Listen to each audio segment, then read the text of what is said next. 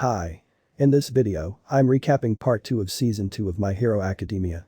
The links to other sagas are in the description.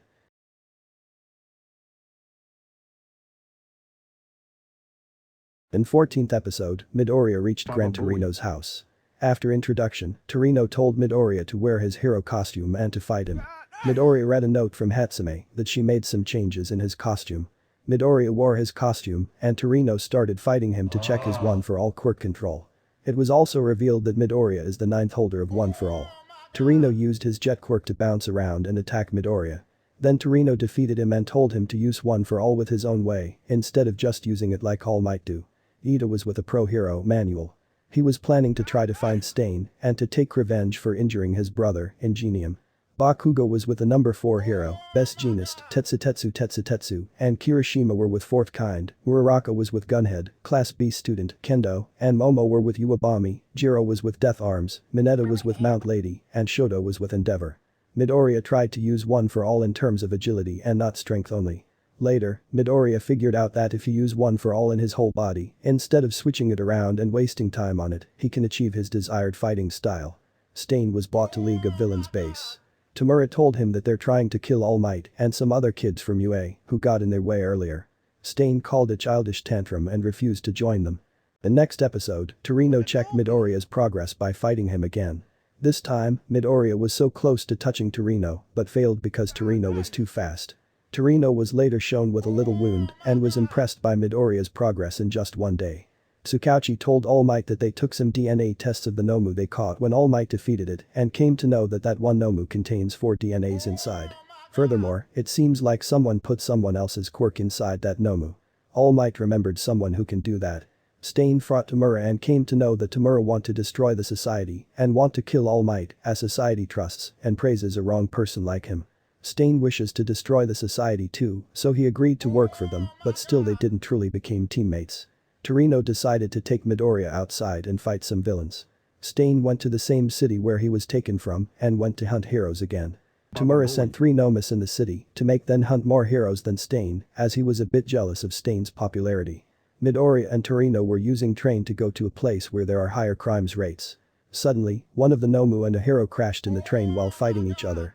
Torino fought the Nomu while Midoriya saw a building getting explode. Ida and Manuel were in the same city and started running towards the explosion, but Ida started running somewhere else. Stain was shown fighting another hero, Native. Ida reached there and told Stain that he's Ingenium's brother and challenged him for a fight. The next episode, Endeavor came and started fighting the Nomu whom Torino was fighting.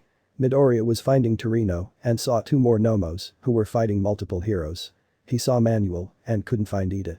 He then realized that Ida must have came to that city because of Stain and went to find him. Ida was fighting Stain but was really weaker than him. Stain used his quirk on Ida and he was unable to move. Stain was about to kill him but Midoriya came and saved him. Ida told him that, since he sliced his body, he is unable to move it, so that's how his quirk must work. Midoriya sent his location to someone and started fighting Stain with one-for-all. Stain suddenly used his quirk on him and decided to let him live as he hopes that he'll do better than other money-lover heroes. He was about to kill Ida, but this time, Shoto came, as he was the one whom Midoriya sent his location earlier. Endeavor was in that city, so is his sidekick, Shoto was there too.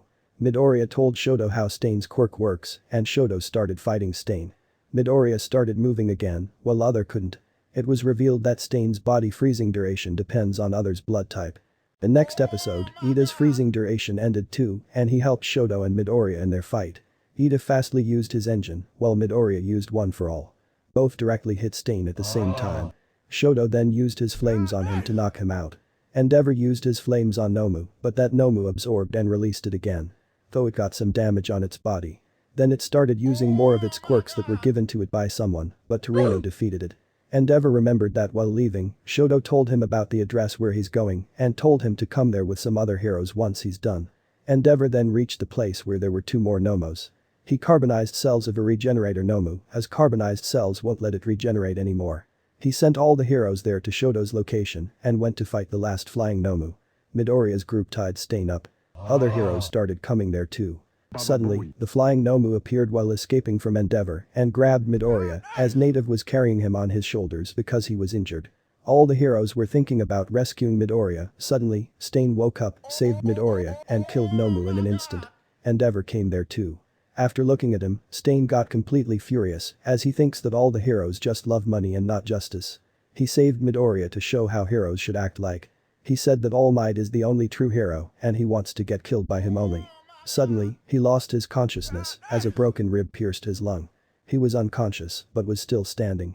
The next episode, the news reporters recorded Tamura and Kurogiri when they were spectating.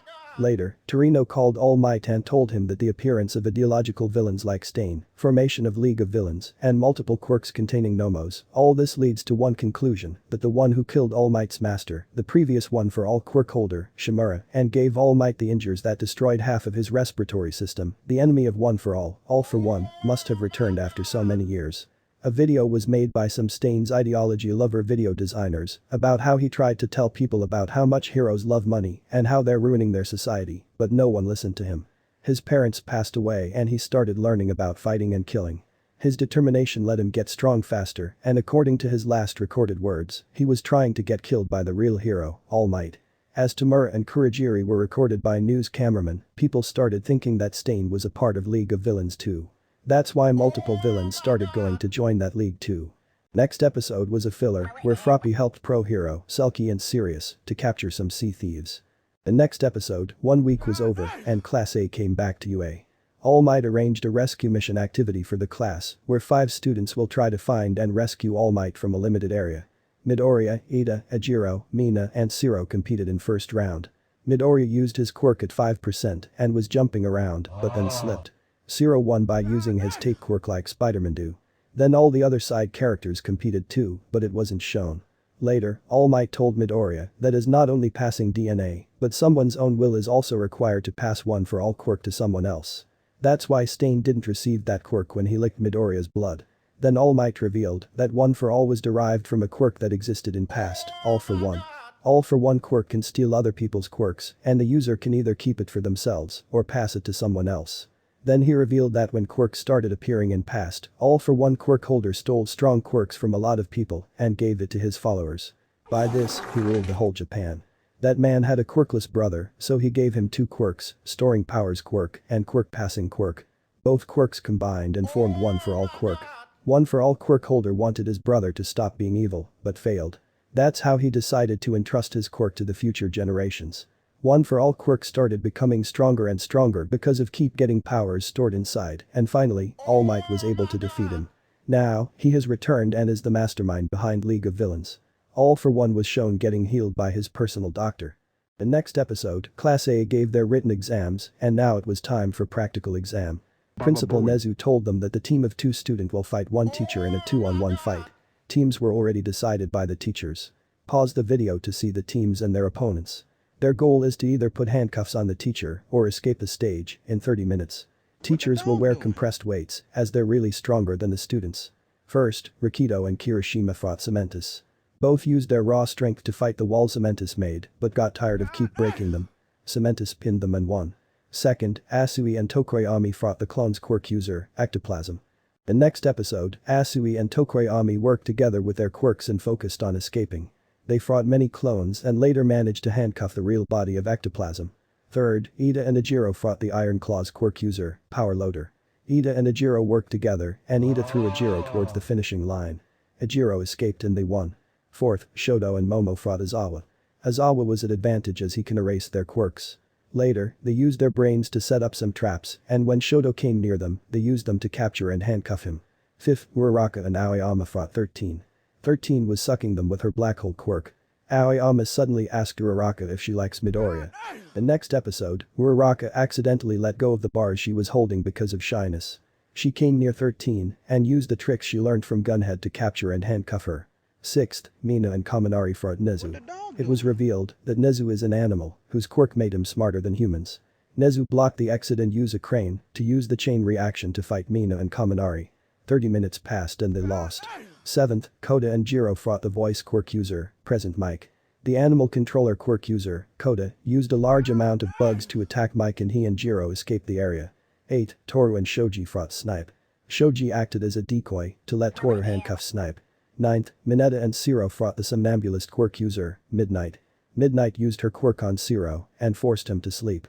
Then she went after Mineta, but he used his sticky balls on her whip to not let her use it. Then he went and escaped with sleeping Zero. 10th, Midoriya and Bakugo fought All Might. The next episode, All Might fought both of them equally like a villain. Bakugo was trying to defeat All Might while Midoriya was trying to escape. All Might was about to defeat Bakugo, but Midoriya saved him and went to hide with him. After some time, they worked together and managed to hit All Might. They were going for the finishing line, but got attacked by All Might again. After some more fight with him, Midoriya hit All Might on his face with One for All and carried unconscious Bakugo to the exit. Later, two new villains, Dabi and Toga, arrived at League of Villains base to join them. The next episode, Toga revealed that she wants the world to become a better place to live, while Dabi revealed that he wants to carry the ideology of Stain and has some issues with Endeavor. Tamura became angry of keep hearing Stain's name more than League of Villains, so he attacked Dabi and Toga, but Kurogiri stopped him and told him to think carefully about using them. Aizawa told the students that they'll soon go for training camp for a week. Those who failed the practical exam will also go, but will attend some extra classes. After school, some students went for shopping together. Everyone went to buy their own stuff and Midoriya was left alone. Suddenly, Tamura came and put his 4 fingers on Midoriya's throat. If his 5th finger will touch Midoriya too, his skin will start crumbling. Then he had a talk with Midoriya and was pissed at All Might as he is the reason why he's keeps seeing bad days. Uraraka came back, so Tamura left like nothing happened. Later, Araka forced Midoriya to report that incident at Tsukauchi.